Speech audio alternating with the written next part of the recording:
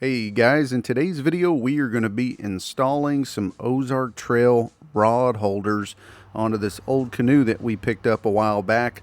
This is a Rogue River, if I'm not mistaken. It's roughly 15 feet and it's got a pretty decked out center console area.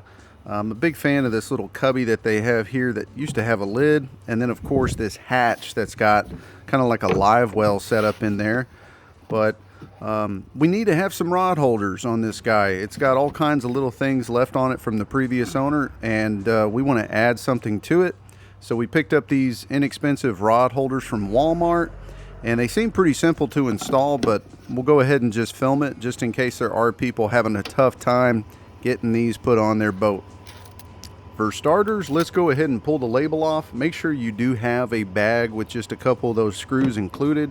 If not, it's not the end of the world. You could grab just about any screws to screw this rod holder into place. But I got started with the top one, which is very self-explanatory. It's very easy to access. The one on the bottom, though, is a little bit more trickier just because you either need to have a magnet or you need to be able to work your fingers up in there, which I'll show you guys on the next one exactly how I was able to do that. But make sure you get them screwed in by hand. I would not recommend using a power drill because you could possibly strip them out in no time. But on this second one here, I'm going to go ahead and cover the technique that I'm using. Once again, grab those that little bag with the two screws. You got to have that. Get that label pulled off.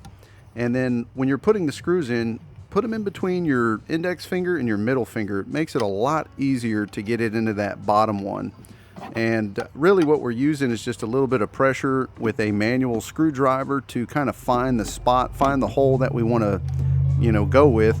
And then once you feel it where you marked it, go ahead and then use a small drill bit to drill in and actually get your hole started. Once again, make sure you use a manual screwdriver to get these screws in place. You do not want to over tighten because this plastic is not super thick, but then again, it's not super thin either. It works pretty good. But same thing with the bottom hole. We're going to make sure we find our way up in there, get that screw pushed through, and screw it in by hand. And really that's all there is to it. I mean, it's a very self-explanatory job, very simple. Gotta say, we really like these rod holders. We took them out on the bay for about a week, and here's a few clips of us using them. Got our line, it's tight like a tiger, hooked up here. 80 boys up front. He's rocking the big pole.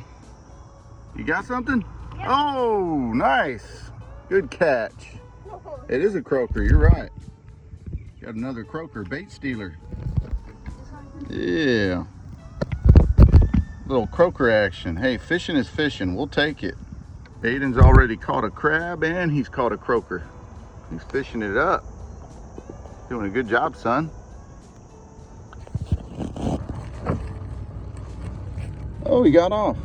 Oh, a pirate's life is a life for me, and a yo-ho-ho and a bottle of a rum. Put your fishing pole in the rod holder, okay?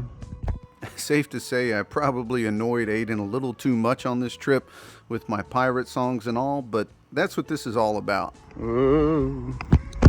We got room for our tackle boxes. Aiden doesn't like it when the boat shakes, but it's been a joy. We got our coffee right there, got our fishing pole rod holders. I got my little rod. This is an oldie, the Zebco Hog. I'm not having a good time, I'm having a great time. If you stayed till the end of this video, we greatly appreciate you watching along. Hopefully it's helped you in one way or another, and we will see y'all on the next video. Take care.